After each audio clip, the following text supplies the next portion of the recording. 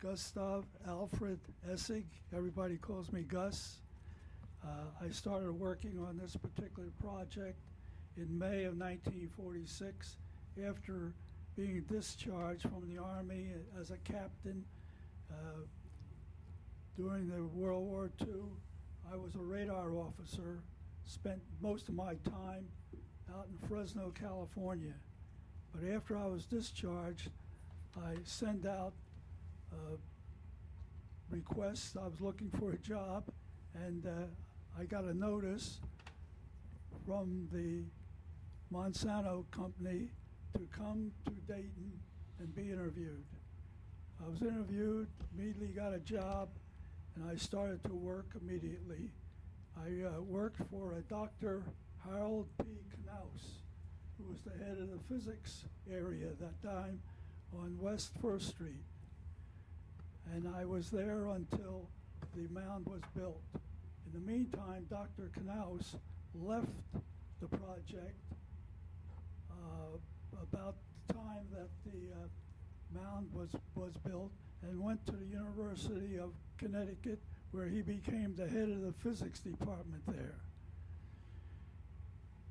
After going to the Mound laboratory, I was recommended by Dr. Knaus to start in the highly classified Initiator program.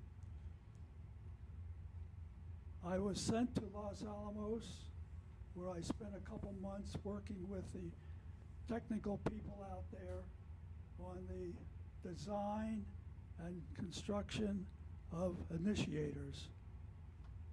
Now, at that time, all this was highly classified, and I never mentioned my work to anyone, not even my wife, because of the high classification.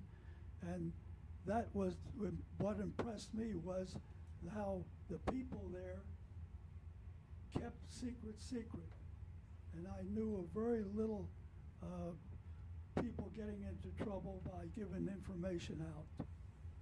This was very impressive.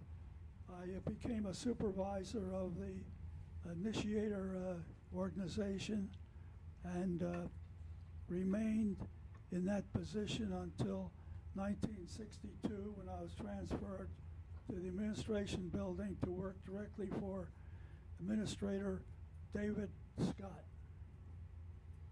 And I remained in doing administrative work until 1982, at which time I decided to retire. So I'll turn this over to this gentleman on the left here. Okay, I'm Martin R. Hertz, H-E-R-T-Z, and nicknamed Ray. And I got out of the military in the fall of 1947 and came to work at Mound in January 1948. And I was put in the source group. That had nothing to do with Gus's bailiwick, but we were making neutron sources in being using the polonium alpha beryllium reaction, and I worked there until 1954, when I left for Goodyear Atomic Corporation.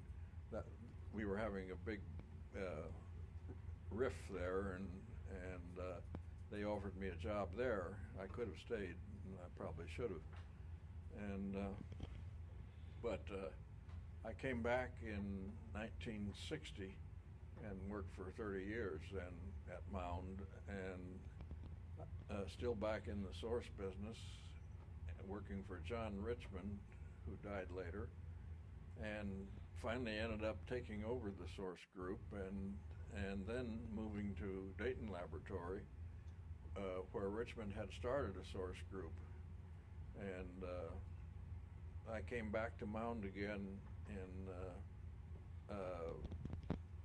1965 and worked there until '82, when I retired, I couldn't afford to work there anymore. It was costing me too much money to come and work for free. and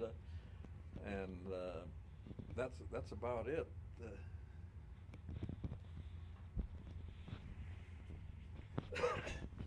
I'm Claude Hudgens. I came to Mound in June, July of '52 from 5 years at University of Illinois. There's a little story to my coming here.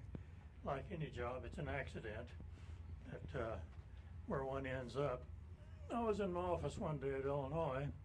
A short, stubby character showed up who was, turned out his name was George Pish. He had the same office I did at Illinois when he was there about 7 or 8 years before. And he mentioned that he worked at, he was on an interview team from some laboratory's name I didn't catch over in Ohio at a town whose name I didn't catch either. So we talked a while, and I said, well, because jobs were sort of scarce at the time, and I was actually postdocing because I couldn't get a job, I said, remember me if something comes up. And about 30 days later, I got a call from the personnel department here at Mound and invited me out for an interview. And since my previous interview had been with a drug outfit over in Indianapolis who offered me half of what I was offered here, there was hands down decision for coming to Mound. I haven't regretted it. I just regretted the destruction that's been done to the laboratory in the last few years. Just as a little aside, I was here for 41 years, which my boys love. My boys, both chemists, enjoy mentioning that to friends that some odd times their father retired, took early retirement at the age of 71. So I'll turn this over to Ken Foster. I am Ken Foster, and I joined this project at the Runnymede Playhouse in Oakwood in July 1948. Worked in an assay group where we did studies on the radiation properties of the polonium that were being manufactured by the project. And we didn't know what it was. All we knew was it was involved in something with the weapons program, and it was kind of secret. That project moved down here to Mound in January 1949, and we actually went hot down in T building with polonium in February 1949.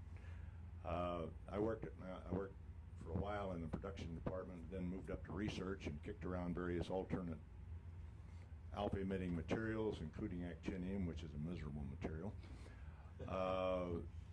and got into some of the computer business. Actually ended up retired from Monsanto in 1948, and then actually worked and came back as a computer consultant for another 10 years. So I spent 50 years of my life in and out of this place, one thing and another. So it's been a good place to work, and I've been glad I was here. I'm Dr. E.J. Reagan. I started practice in Miamisburg, a family practice, in June of 1948, and heard that there was a position at Mound. They were looking for a full-time physician, and since I was starting, had nothing to do, I applied and said I could give them a half a day's work all morning, and I started then August 5th when they started to move everything from the Dayton operations down here. And I stayed here until I retired from Monsanto in 1988, and then kept on with EG&G for another 9 years. So I've been here basically 49 years. I haven't gotten in on any of the cleanup. It seemed that the new people coming in weren't too interested in a medical program, and I wasn't interested in doing the little bit that they wanted done. So I retired finally at the age of 77. It was quite a start, you know, I didn't know anything about the products we had, and I became the world expert in them simply because no one else knew anything about them.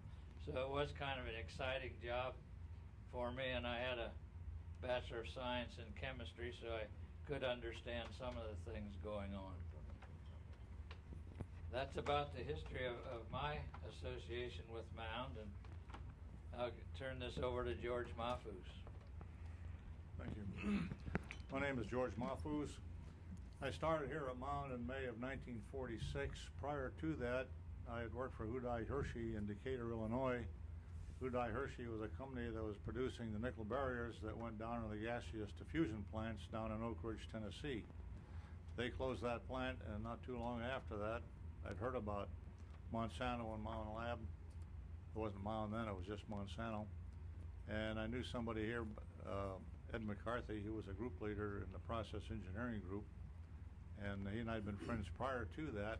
So I told him I was looking for a job, and he said, we need people. And so I came in and joined the process engineering group in May.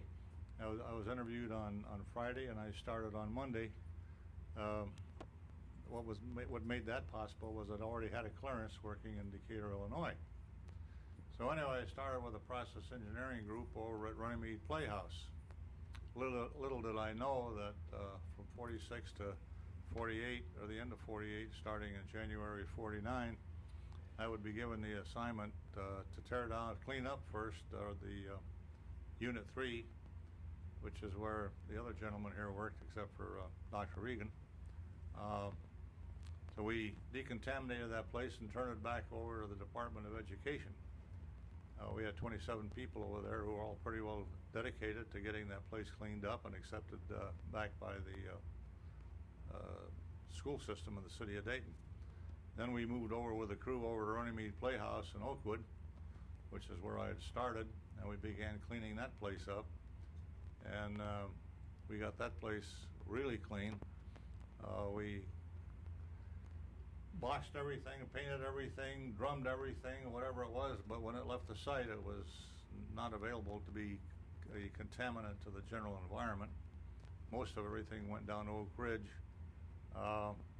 We got that place to the point where it was clean enough. We turned it over then to a contractor in Dayton, who then finished the dismantling of what we call Unit 4.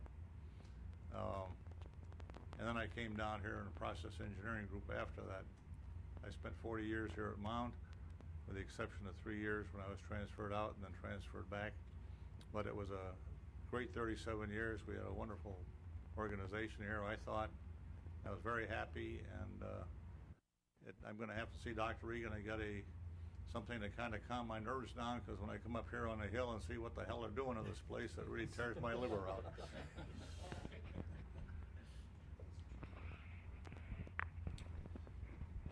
My name's Warren Sheehan, and I really don't belong at this table because these gentlemen are a lot older than I am.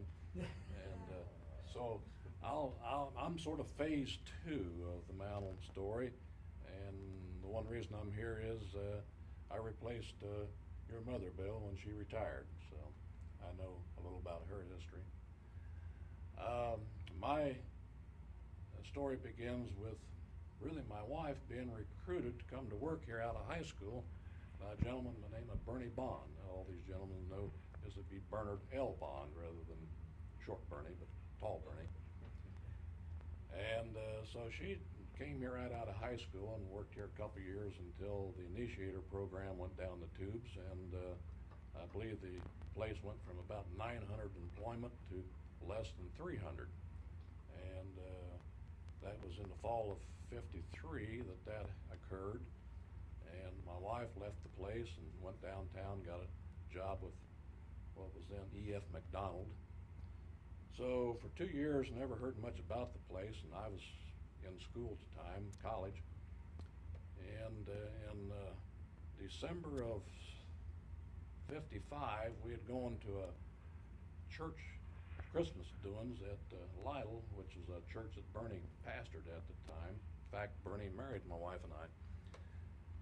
And so Bernie hit my wife up, tried to recruit her a second time to come back to the Mound. And so I said, well, they're going to hire any technical people. He said, well, yeah. So I was working at NCR at the time, so that's how I ended up at Mound. I have to go back and say one thing prior to that. In April of '55, I went out to see Bernie. I hadn't heard anything about the place, and I said, what's going on over there, Bernie? He says, not much. He says, I'm not sure I'll have a job when I go back tomorrow morning. He says, that's just how things are right now. So things turned around then in December of '55. That's when they got the depth job. And by the spring of '56, they were hiring, and that's when I came aboard in April of '56. My supervisor at NCR said, well, you're going in on the bulge. And I said, well, maybe so, but I went in on the bulge and stayed for 33 years. And so the first 16 years, about half of my career was spent in health physics. For those who are unfamiliar with the terminology, that's radiation safety, and my first assignment was to develop methodology for the determination of plutonium in urine. We were just getting into the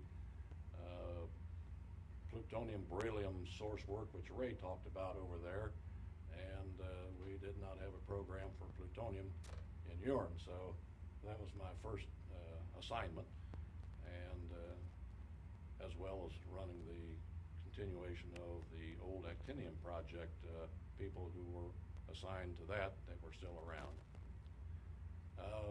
After that, I spent 5 years there. I moved up to the SM building, which was the 238 plutonium processing facility.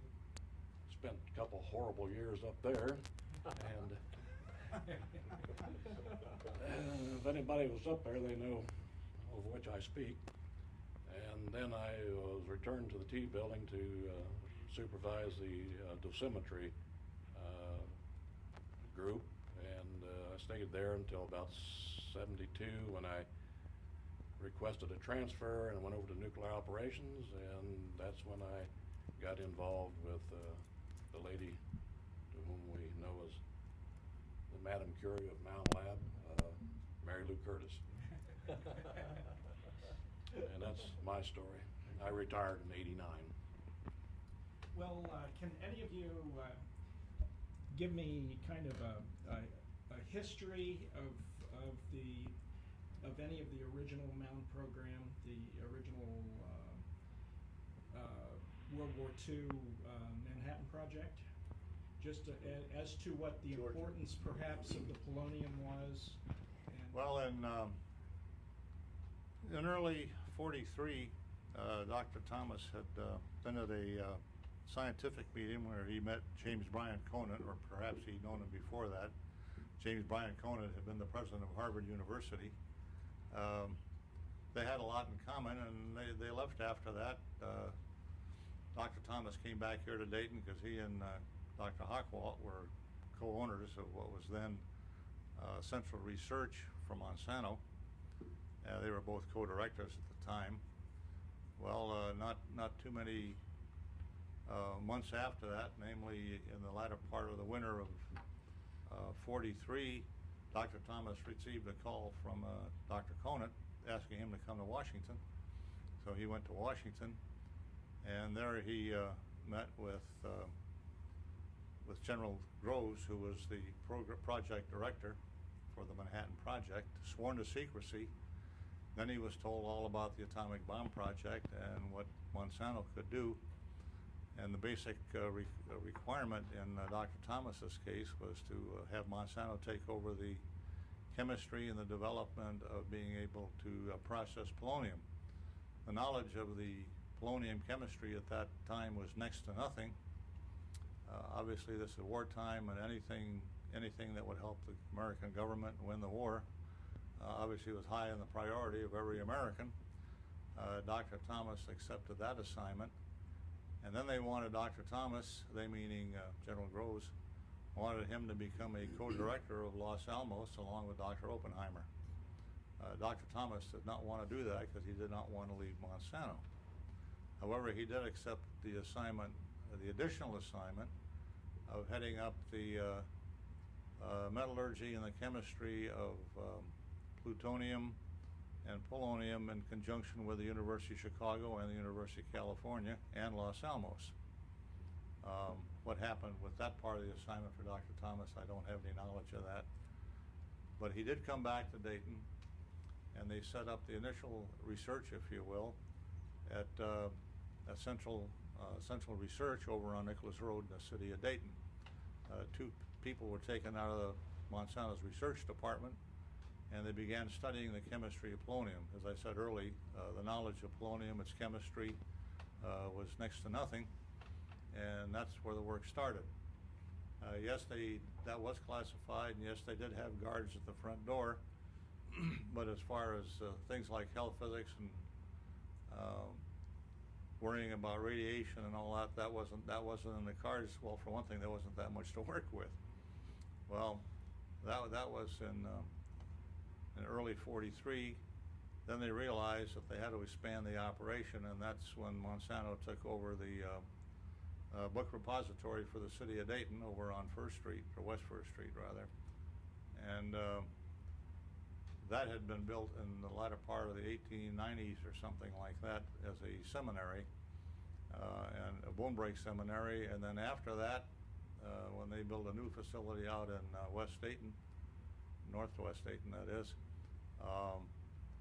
the Department of Education took it over as a book repository. Well, Monsanto then took it over and began setting up laboratories in there. Now, there were a few problems, one of which was technical manpower was next to nothing by being able to hire people, that is. But they managed to get people, and that was a tough deal because you had to hire somebody, but you couldn't tell him what he was going to do. Because obviously this was pretty highly classified. But Dr. Thomas did get that rolling, along with Dr. Hockwald. Well, now we get to the point where we need to produce polonium.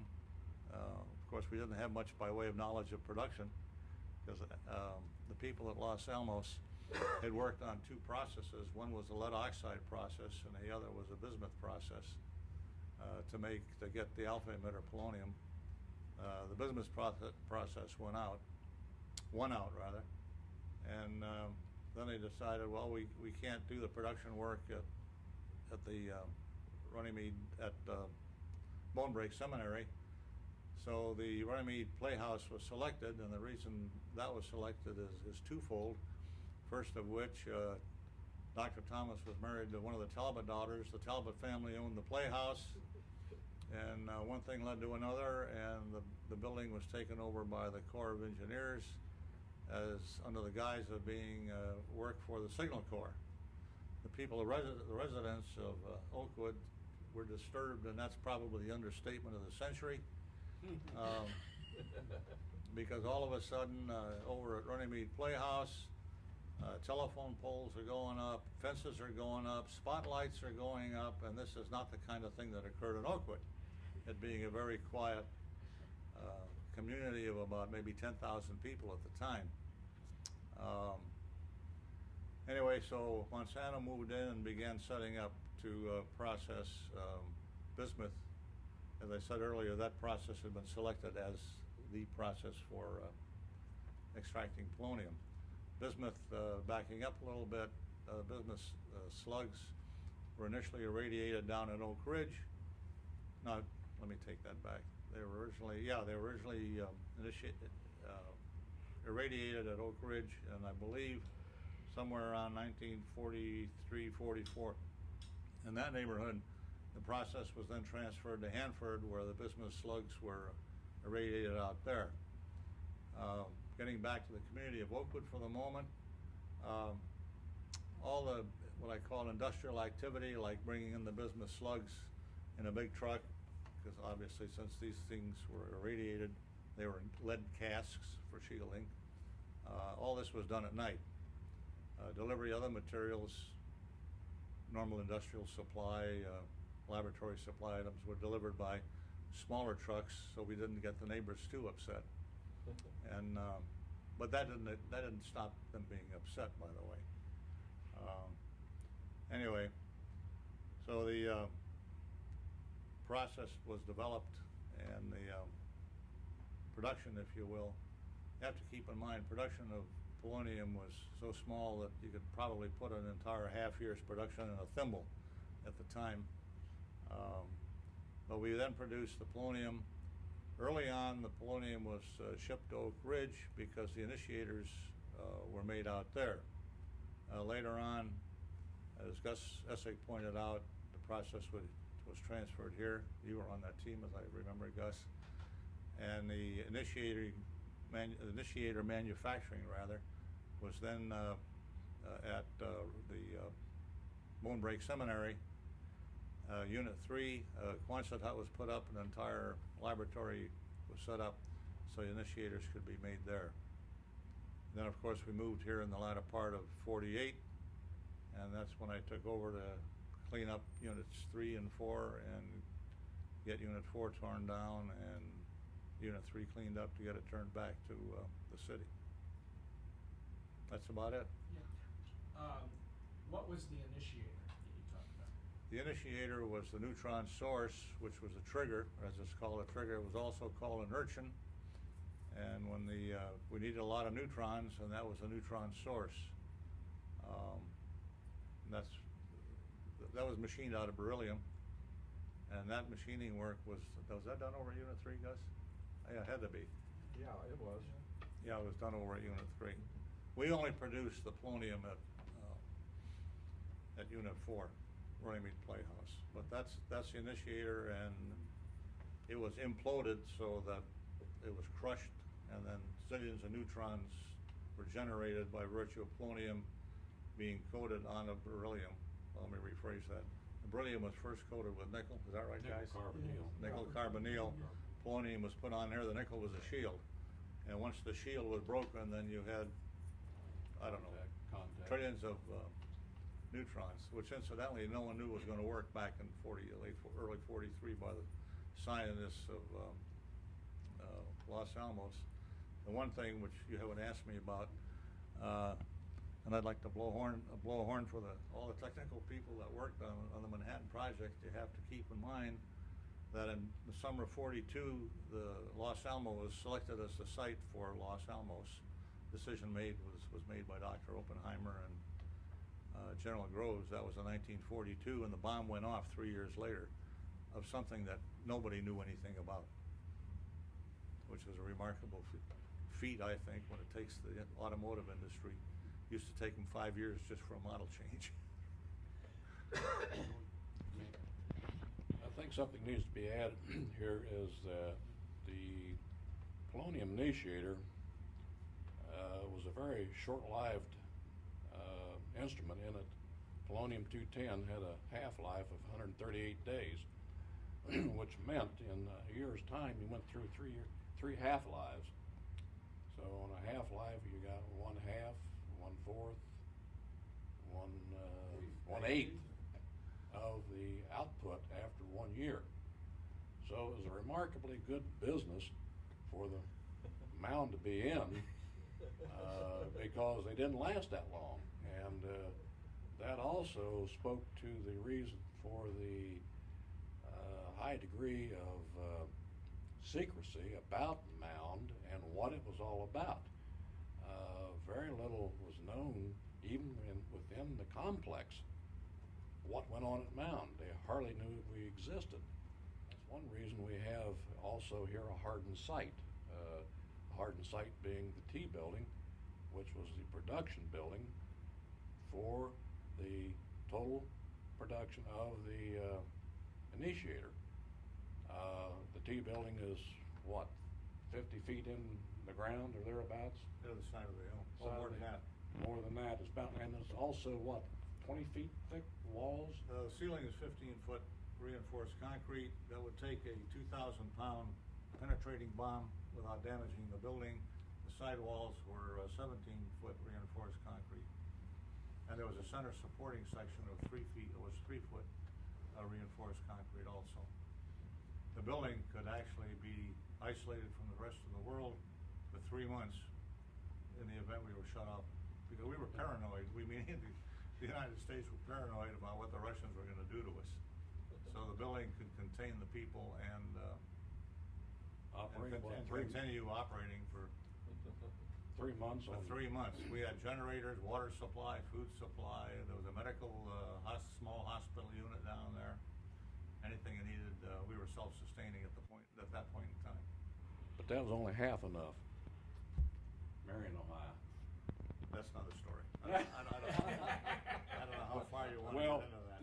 they just went over to Marion, Ohio and built a duplicate of T building at Marion as a backup for this facility, but it never went hot.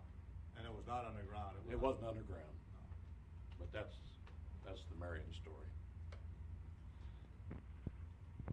Any other comments? I'd like to make a little statement about the safety of radiation workers.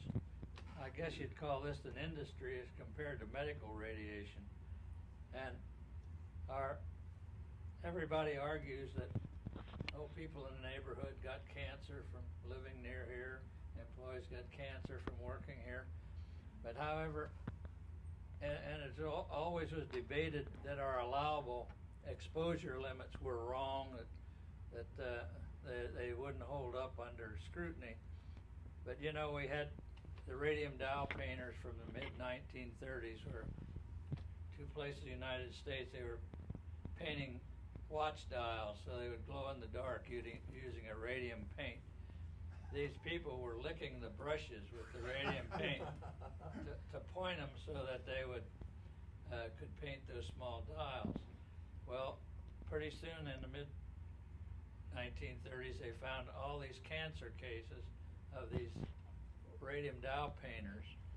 But when it came time for the Manhattan Project, our plutonium and polonium were alpha emitters, shortwave type radiation, as was radium. So they took the records of those radium workers who had the most exposure and found no cancerous effects. Took 1/10 of that and made that our allowable limits in industry. So if you got 10 times what you were supposed to get, you probably still were safe. Our worst accident was 7 times allowable, which happened, I think, in 1968, and I did a physical on that person in 1997, almost 30 years, and he had absolutely no sign of anything from radiation. Also, I think it was towards the end of the 1950s, I invited the Dayton Radiological Society, these are the medical radiologists, to come down here, and we gave them a dinner and a dog and pony show. And at that time, the only medical radiation going on was the iodine 131 for thyroid problems. They were completely fascinated by the things we were doing. And so from a lot of the stuff that we had done with detectors and such, we're now in this great big blaze of all kinds of nuclear medicine. But I think these early people that picked our limits and all certainly were very knowledgeable and did a great job.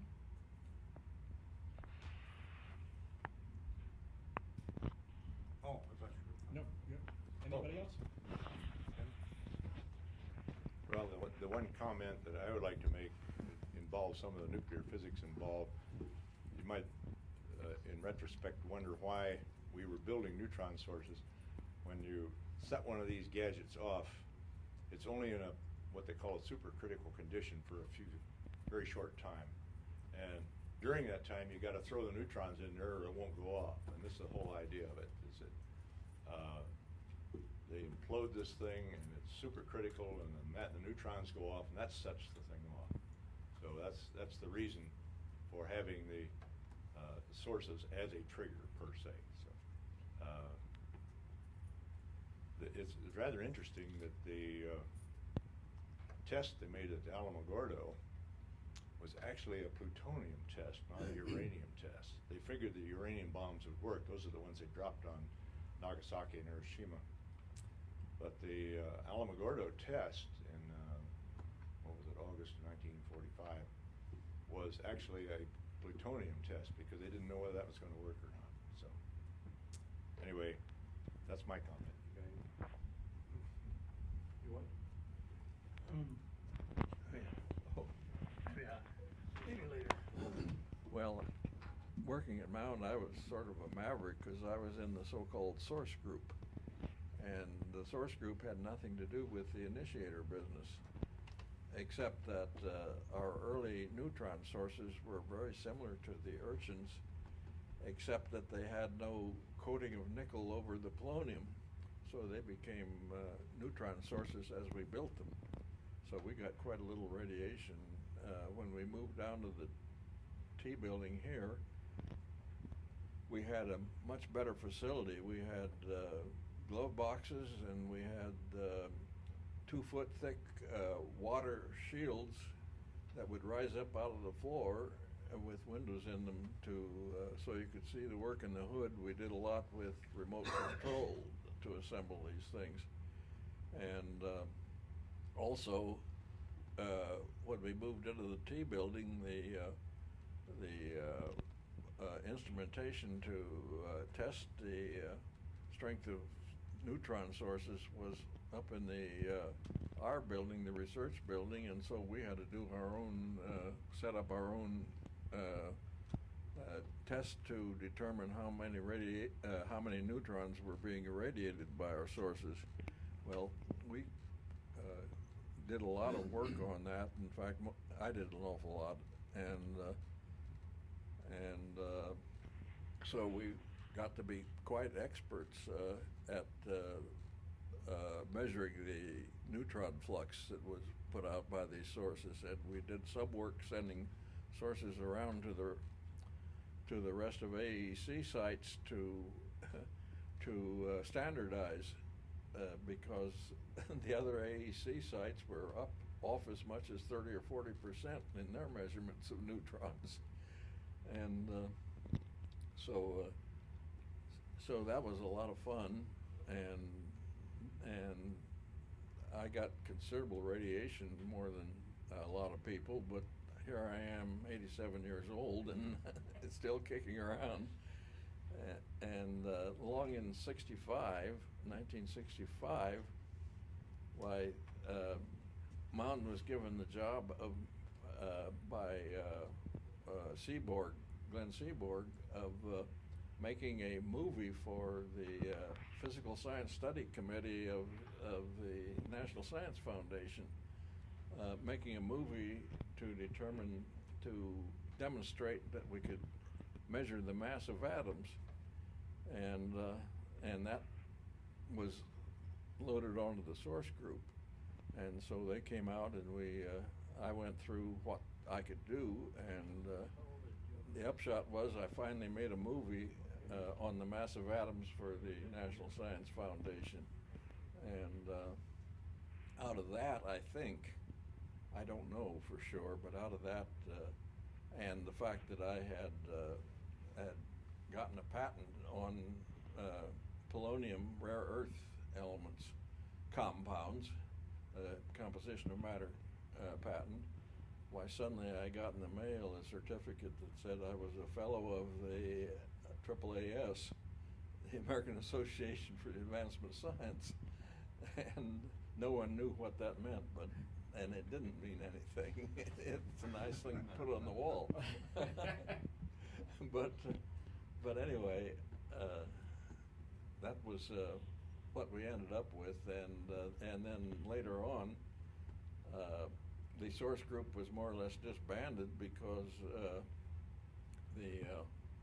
we ended up making a lot of plutonium beryllium neutron sources, but the source group was sort of disbanded because the AEC Division of Industrial Participation put us out of business. They wanted to give it to outside commercial concerns, and so I ended up going over. Mr. Richmond had started a neutron source manufacturing operation over at the Central Research Lab of Monsanto on Nicholas Road in Dayton, and then he left, and I got settled with coming over there and doing that job. Well, as soon as I could, I got back to Mound, spent less than a year over there, but it was successful. We made money. So that's about it. Oh, one other thing. When I was working, we had two locations, in the T building here and in the SW building, which was originally involved in the actinium project. And our health physics supervisor there got sent with a group of health physicists to 3 Mile Island when that accident occurred. And so when he came back, I asked him what happened over there. And he said, well, we got over there, and they asked us to survey the surrounding territory. We did, and nothing was turned loose to speak of. And then we sat around in motels for 2 weeks.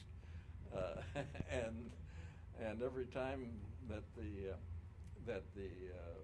news media said they might have to evacuate eastern Pennsylvania, why the answer by the Pennsylvania nuclear honcho was, sit tight. This doesn't mean you, because nothing was happening.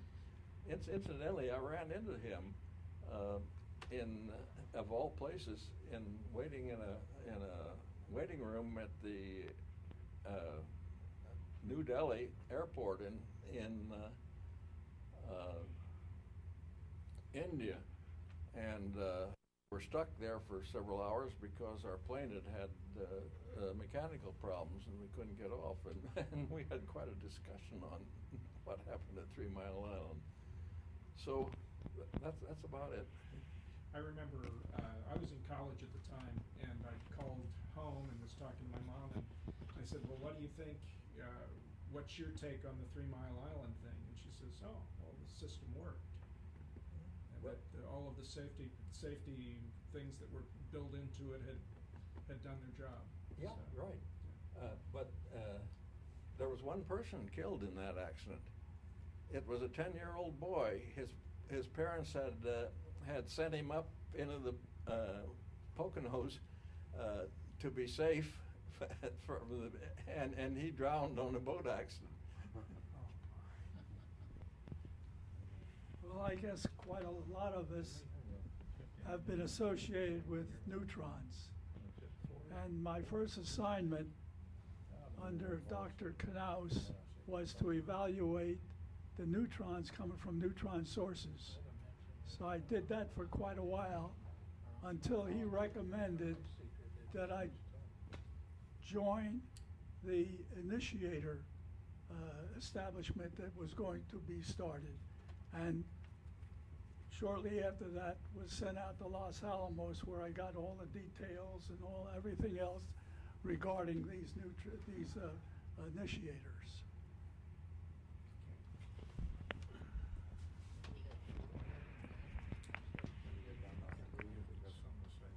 Okay. I want to follow up on some words that Kenny had about the initial tests and the one at Alamogordo. I've always been impressed by the fact that they knew from the get-go that the plutonium bomb would not work with the artillery or gun style of getting the critical mass together. The uranium bomb, which was used on Hiroshima, was uranium, and it was by artillery or gun where they shot a subpar mass into a larger mass. And in the case of the plutonium, it had to go by implosion. And the theorist had already decided that because of the contamination of 240 plutonium into 239, that the artillery method would be too slow. Therefore, they had to devise the implosion method. And the reason the implosion method was so much faster. Now that brings us around to our later phase 2 work here at the Mound, and that was detonators. The detonators were those explosive devices on the outside of the weapon that were simultaneously within microseconds set off, which would cause we'll say a basketball to be squeezed to the size of a golf ball. And So we were on the outside of the weapon with our detonators, and we were on the inside of the weapon with our initiator. So we were on the outside and we were on the inside.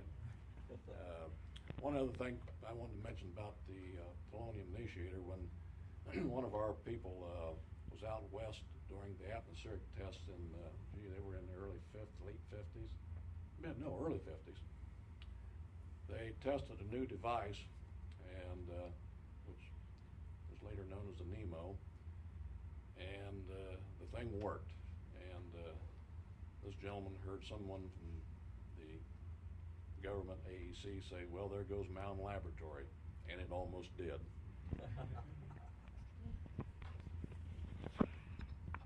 My concern, of course, was mostly with the well-being of the employees, and I want to mention that in those early days, since we were the only place dealing with polonium, we had our own biology department where we had dogs and rats and mice, and did experiments of exposure on these animals. And we had a local pathologist from Dayton would come out 3 afternoons a week for 4 hours and read the slides after they sacrificed these animals. Then also our safety department, which is a physical safety, not the radiation safety, has always been good. Since during the Monsanto reign, we had 40 million man-hours at one time without a lost time accident, which was pretty much heralded around the DOE as being quite good. And then this health physics department, working with medical, it was just, we worked so close, and we had very few problems with our exposure of people. Incidentally, we had one fellow in the old polonium days. They talked about the polonium having a 132-day half-life. It only had about a 31 or 32-day half-life in the body. So the biological was less than the physical half-life. And we looked back, and he had a tremendous urine count, the most anybody ever had. And that gentleman now is something like 83 years old and does 1.5 flips off of the diving board, and goes to the health spa and does 500 and 600 sit-ups. So it looks like maybe radiation might be a little helpful in the right dimensions. You got something, Paul? I think we might. This can be edited out, of course. It's an anecdote.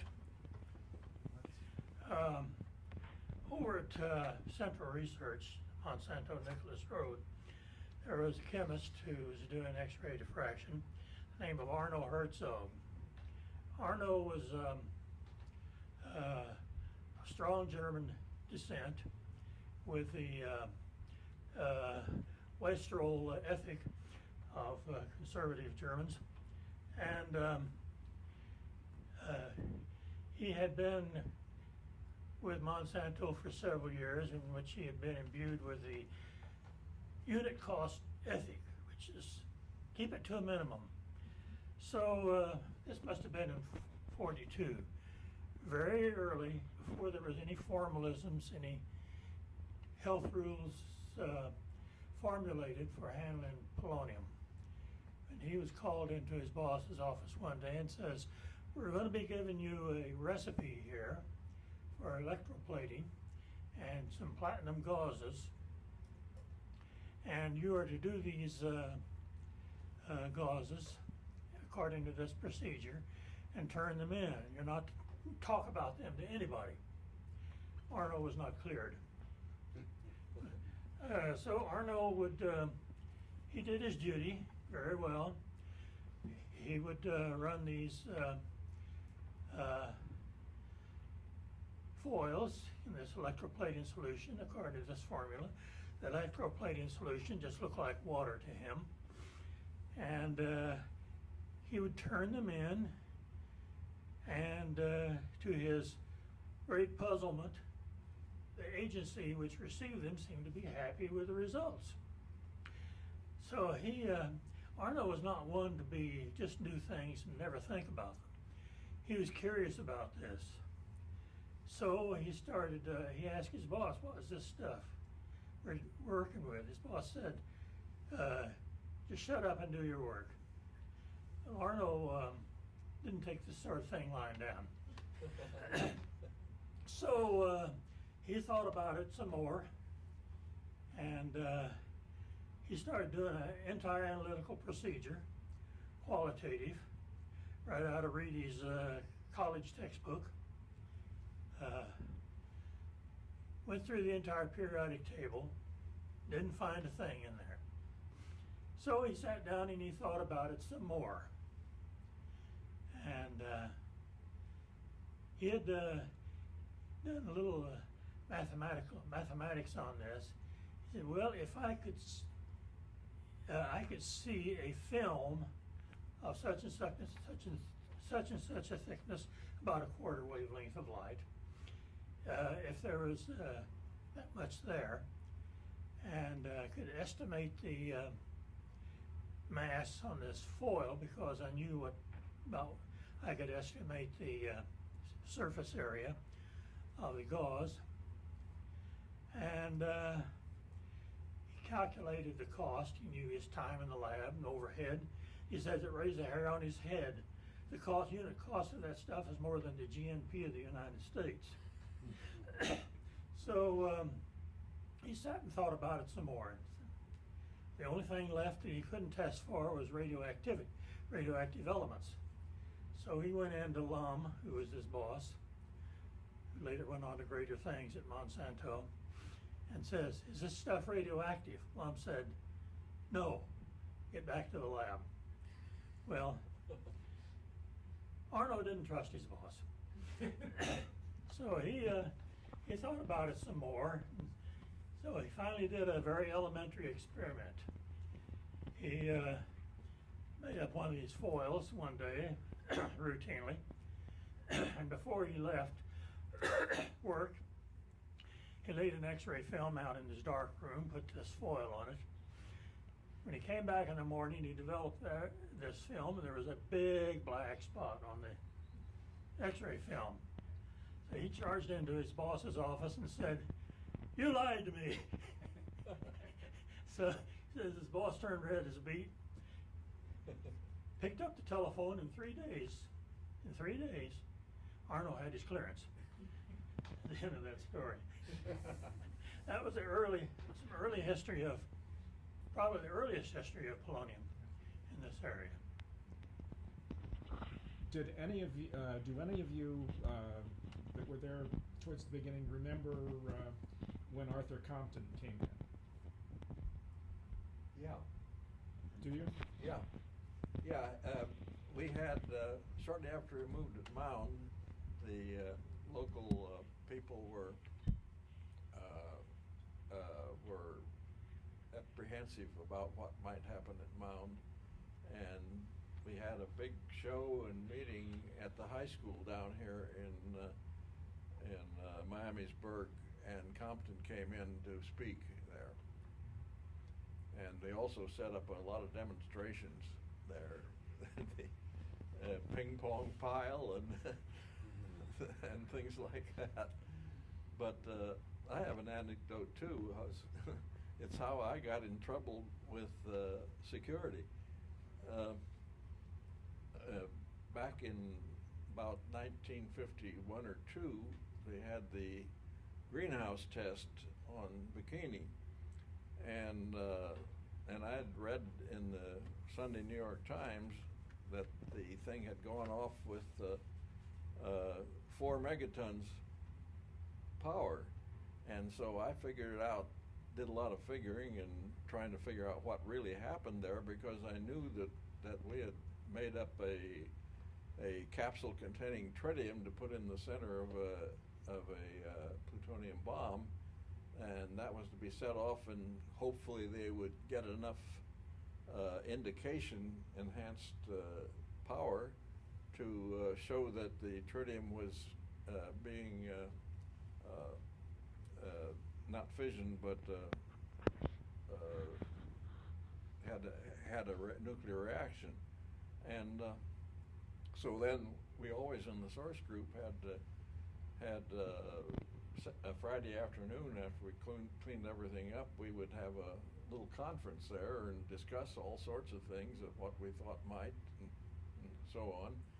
And I had brought up what might have happened at the greenhouse, and we had a carpool there. John Burden and Ed Wolfogel, who was in charge of all the bookkeeping for all the polonium, and I had mentioned this and mentioned what I'd worked out on the board. All the rest of the group knew it, and next thing I knew, I was called up by Ed McCarthy, who was in charge of our whole outfit, and he said, "What happened?" And I explained why I had done it, and it was all in the car in the carpool, and all the people were cleared, and so he said, "Well, you got it wrong. The thing went off with 10 megatons."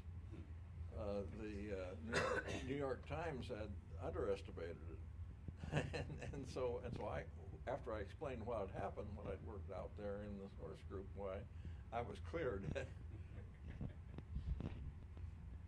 Any other stories? Things that,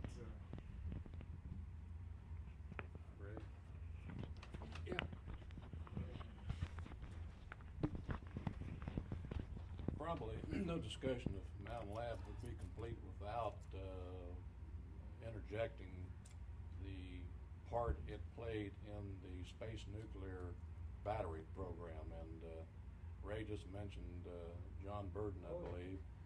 John Burden and Kenny Jordan together devised and probably put together the first nuclear-powered battery.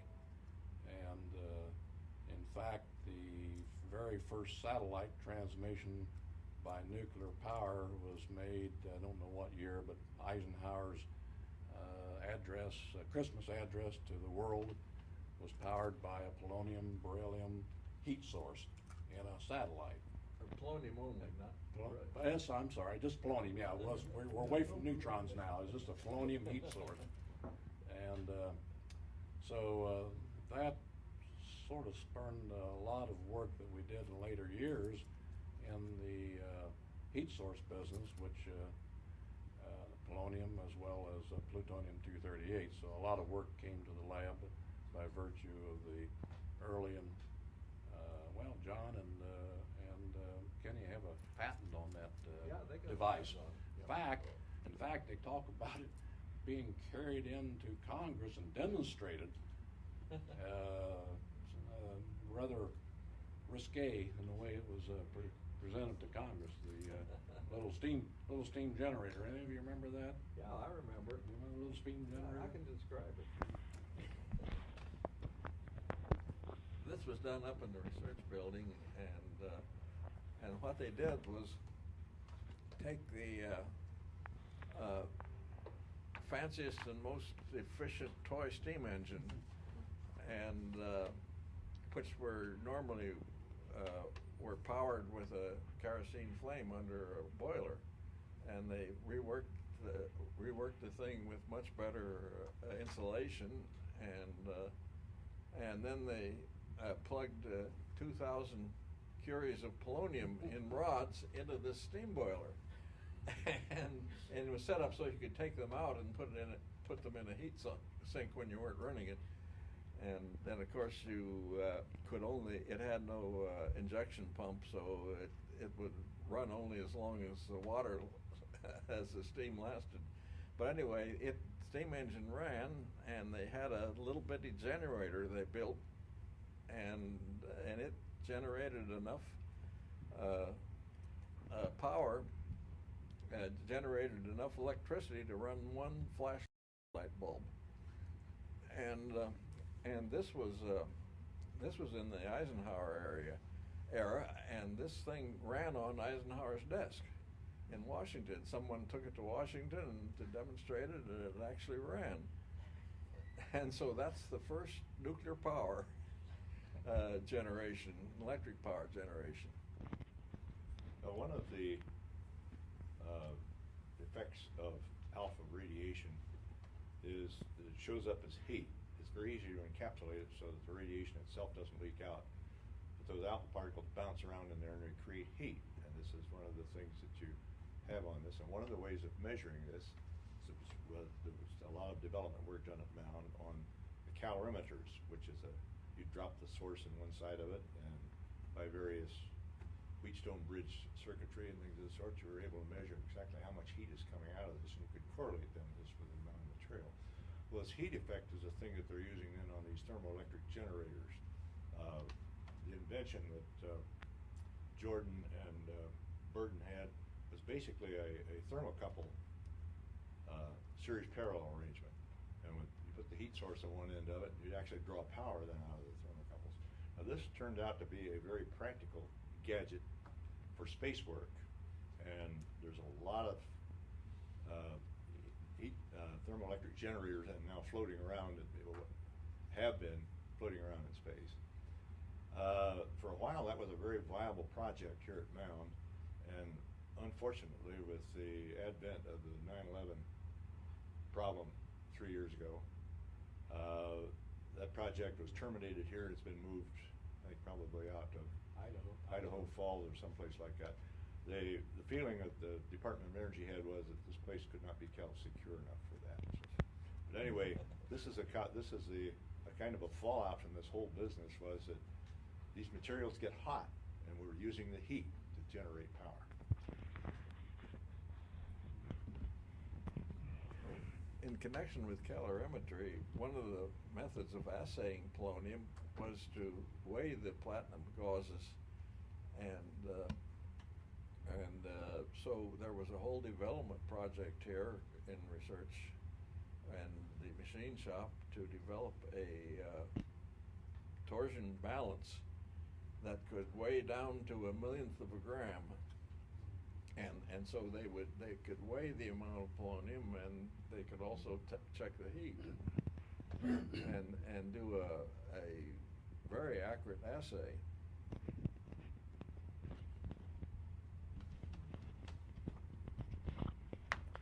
On the subject of calorimetry, I don't know if any of you gentlemen recall the story where they put an ant in a cow can. Oh yeah, Casey Jordan did. that's Kenny Jordan's story. Kenny Jordan's story. Well, you know the story. Yeah, I know the story. Have at it. They put a little to check their calorimetry.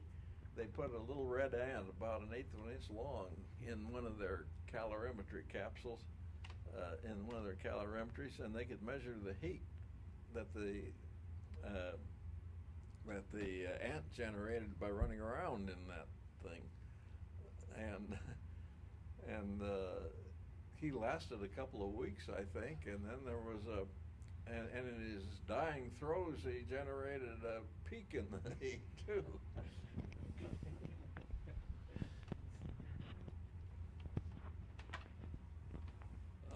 Possibly another area of Mound involvement, again, later years, and nothing has much been said about it, but we were very much involved in tritium technology, and while I wasn't involved in the fabrication of things, I was measuring the leak rates and so forth on items that were actually made, but we had quite a high level of technological expertise in tritium containment and tritium salt bed fabrication of materials and such, and it was quite, I think, strong based technological base we had in tritium. We got into the tritium work probably in we had a strike here in 58 or 59? Anyhow, they were setting up a glove box operation called a stick job over in SW, and they really it benefited the technical people because they went in and did the things that had to be done, certain welding of items and all, and but anyhow, that was 58. We were getting started into the tritium work, and it became pretty much a mainstay product, as well as we had surveillance of returned weapons parts that were coming back to the lab for analysis of the containment and also the composition of the materials within. But tritium technology was pretty highly advanced here. Have we spoken at all about the development of the different types of, what am I looking at? I guess it was the engineering department coming up with different ways of, I don't know, measuring or different types of techniques that were unique to here as far as advancing knowledge of the atomic energy or nuclear physics. I remember my mother talking about how great just the local people in electronics were able to create things that were just, she said, marvelous things. Well, Yeah. well, George, let me say one thing. I've always thought that the machining capability in this area, due to our history with the automotive industry, there's a lot of machining expertise in the area, and I think that led to device making, if you will, of I think it was important that we had that kind of a base here. Yeah, actually, we had a number of talents here that were unique to Mound, one of which is we had a standards laboratory which measured all sorts of electrical components, as well as measuring mass and volume. Can't think of what else we did. But our standards labs were secondary to the standards laboratory in Washington. The entire area, the standards laboratory area, were on vibration-free mounts, combination of spring and some elastomer. And in fact, it was part of the DS building, which incidentally was built on top of the T building. We figured 15 feet thick reinforcing ought to be able to hold another building. So that capability was there, which was somewhat unique within the sites, because I believe we in Sandia, Albuquerque, were the only two sites that were qualified as secondary standards laboratory to the standards laboratory in Washington. That was kind of a unique talent. No, that was not part of the engineering department, though. Yeah, we did have a pretty sophisticated shop. We could make almost anything you could imagine. Eventually, we converted most of the shop to everything was numerically controlled, computer controlled.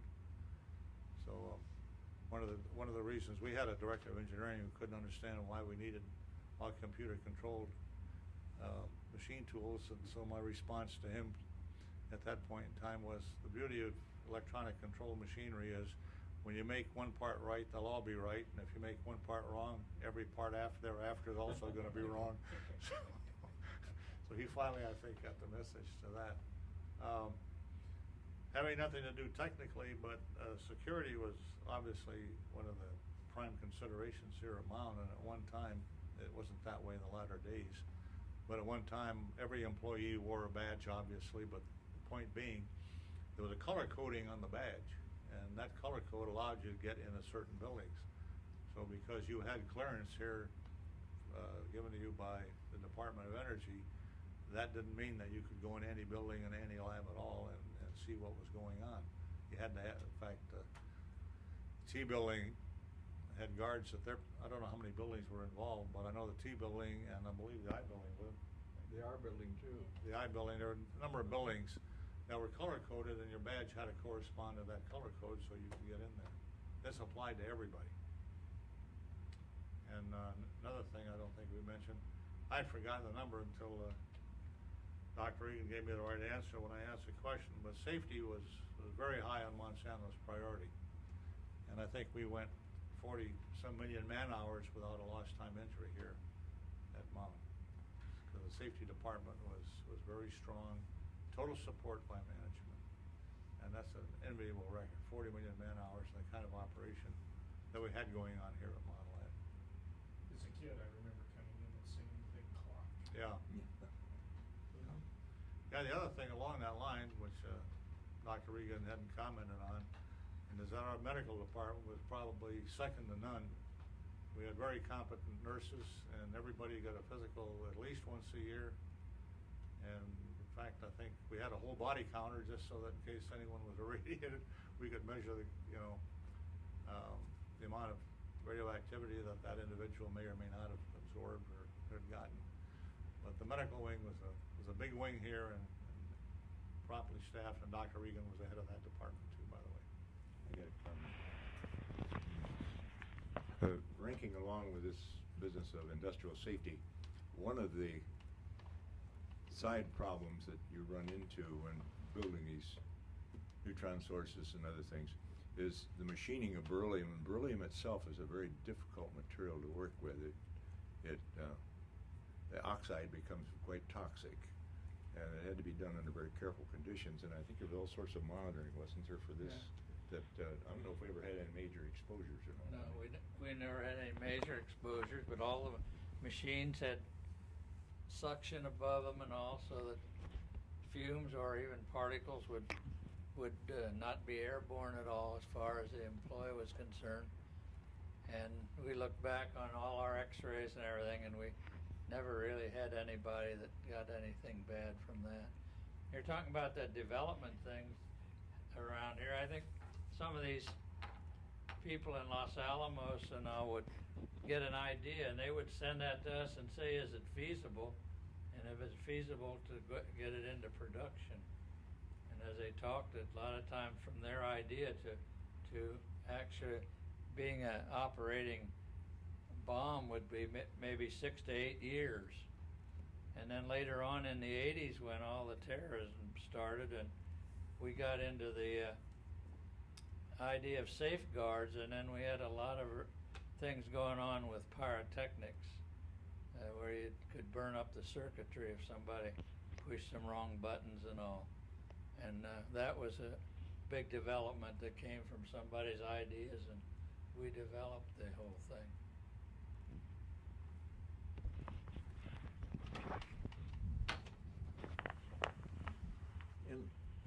In the field of pioneering in technology, one of the things that was developed was a quartz fiber microbalance, and to make it they needed the heart of it was a quartz fiber that was the torsion element was stretched between two poles, and so a machine was developed to draw quartz fibers, and they could draw miles of quartz fibers, and this was sort of a forerunner to the fiber optical fiber cables that lace around the United States and carry all our information, and also one of the best machinists we had here, who could work down to 10,000ths of an inch or better, and had his hand in all these things, was Howard Dufour. And Howard Dufour moved from here to the Dayton lab over on Nicholas Road, and from there he retired and started an instrument machining operation for Wright State University.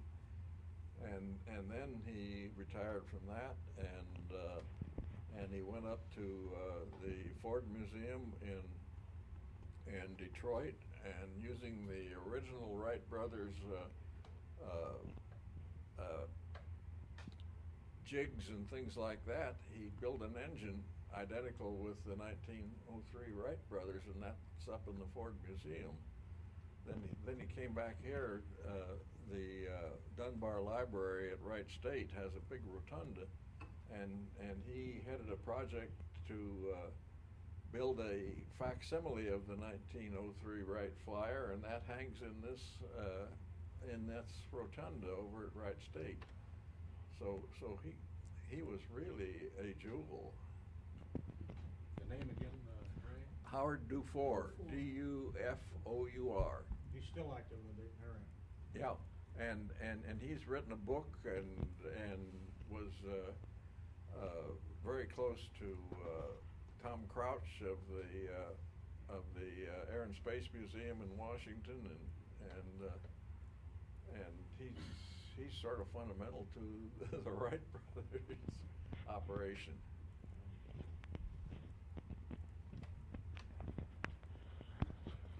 We're kind of going back and forth on subjects here, but one of the things I thought was always somewhat of a detriment for Mound was its non-exposure, if you will, because of the high level of secrecy of the early part of the project, that people never knew we existed.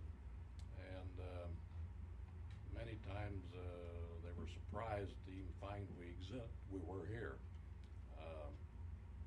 Case in point, I was kind of involved in this. If you kind of remember back in about '66, we lost a couple nuclear weapons over in the Mediterranean Sea. That was called the Palomares incident. In other words, Palomares is off the coast of Spain, and one of the weapons went in the sea, and the other landed on the ground. Well, how did that affect Mound? Well, the Wright-Patterson had a lab out there that was in charge of all the dosimetry and monitoring of Air Force personnel. And so, in other words, film badges, urine samples, and all that from all over the Air Force, all over the world, were sent to Wright-Patterson to be analyzed. Well, after that incident, the fellow that's in charge of the lab, his name is Colonel Odlin, he called Los Alamos and wanted help. And the fellow out there who got the call was named Morris Milligan. He said, "Well, you got help right there." He says, so he gave him Harold Kirby's name. He says, "You call Harold Kirby." Well, Harold then called me. So he says, "That's not my responsibility." He dumped it off on me. So I was running the bioassay lab at the time, and we ended up doing most of the samples that came out of Palomares that were shipped back. The Air Force lab had never got up to speed on running plutonium assays, so they were shipped back, and we ran those samples from the cleanup crews and everything from Palomares for about 3 months. But again, here was Wright-Patterson out here, and the guy didn't know we existed hardly. Never heard of us. We almost died on the vine back in '53.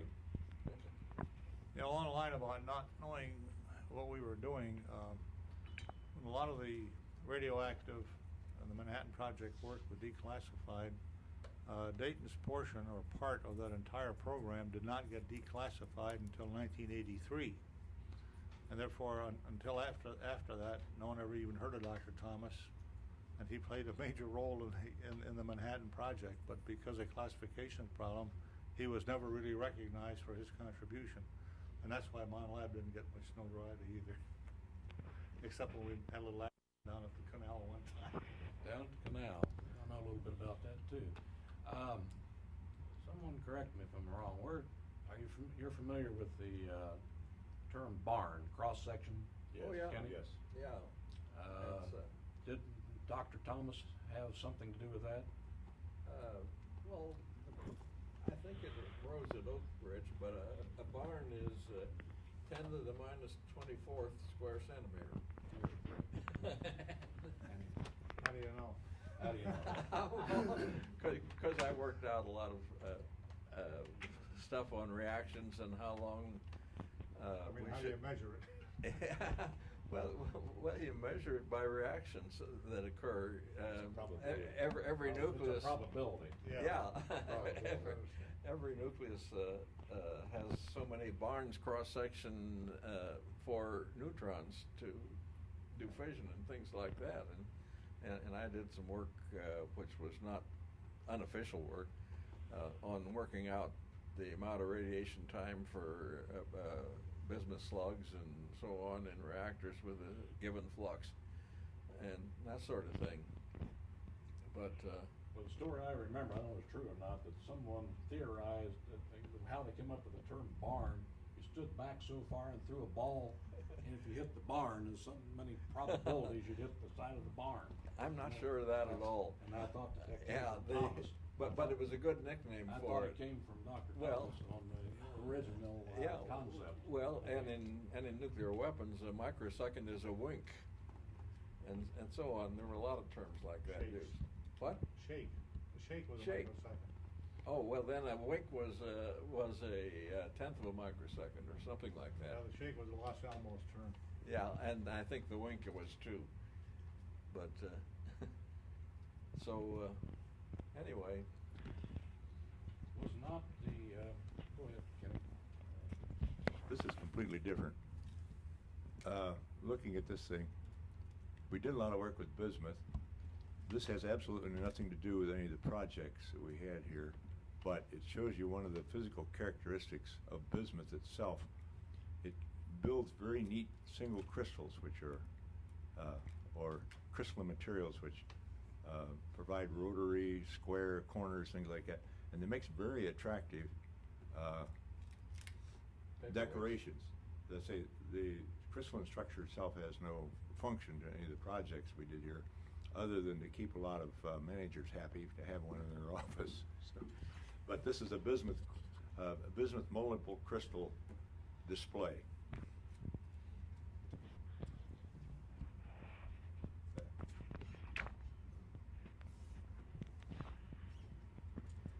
Back to the Initiator urchin rather.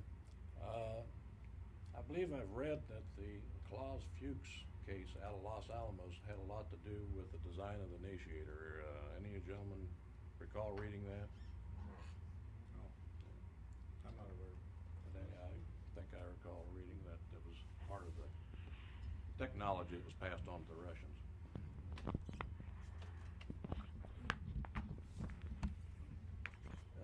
Speaking of security, we had a problem with the Neutron source group because no one was supposed to know that neutron sources were being made here at Mound. So every time we had a source ready for shipment, we wrote a letter of transmittal, and that went to the Atomic Energy Commission office up here, and they rewrote it with, and the neutron source then was shipped under security to Oak Ridge, and the letter went down, and then they wrote a letter with all the specs on it and shipped it out, and no one knew it came from Mound.